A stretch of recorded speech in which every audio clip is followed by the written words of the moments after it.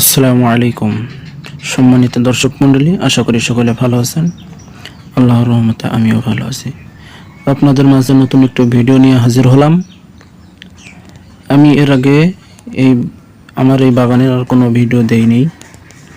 আজ প্রথম আমি আমাদের বাড়ির বাগানের একটি ভিডিও আপনাদের মাঝে শেয়ার করব।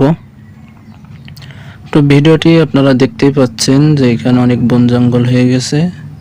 এই জিনিসগুলা সাফ করব, আর সাথে সাথে পেয়ারা গাছ আছে এখানে 6টা। পেয়ারা গাছগুলা মেরে দেব, কারণ এটা গত 2 বছর আগে লাগানো হয়েছে, কিন্তু প্রচুর ফলন হয়, ফুল হয়, কিন্তু সব নষ্ট হয়ে যায়, পোকা হয়, যার কারণে গাছগুলা মেরে দেব। এখানে মোট 15টা পেয়ারা গাছ লাগানো হয়েছিল। গত বছরে একই অবস্থা, যার কারণে 9টা পেয়ারা গাছ মেরে দিয়েছিলাম, 6টা রাখছিলাম। তো গত বছরে নাই, এই বছরে একই সমস্যা, তাই পেয়ারা গাছগুলো মেরে দেবো এবং এই বাগানটা সাফ করব। এখানে সবজির চাষের একটা উপযোগী একটা জায়গা তৈরি করব। তো আমি একা থাকার কারণে আমি গাছগুলা মারলাম, বাগান সাফ করলাম, সেইগুলো আমি আপনাদের দেখাতে পারলাম না।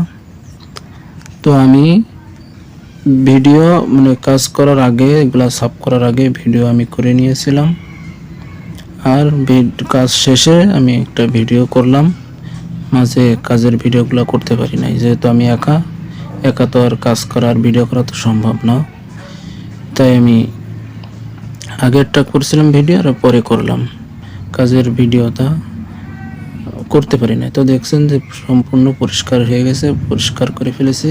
এখন যে ময়লাগুলো হয়েছে এগুলা ফেলতে হবে, এখনো রয়েছে দলা করা, বাইরে ফেলে দিতে হবে, ফেলে দেবো একটু পরে। তো যাই হোক, আজকে অনেক কাজই হলো, ভিডিওটা বেশি লম্বা করব না। এই যে পেয়ারা গাছ কেটে ফেলেছি, আবার এই পেয়ারা গাছ কাটতেছে, আমাদের কোদালটা আষাঢ় ভেঙে গেছে, এই যে একটুখানি কাজ করতে যে জিনিসটাই নষ্ট করে ফেললাম।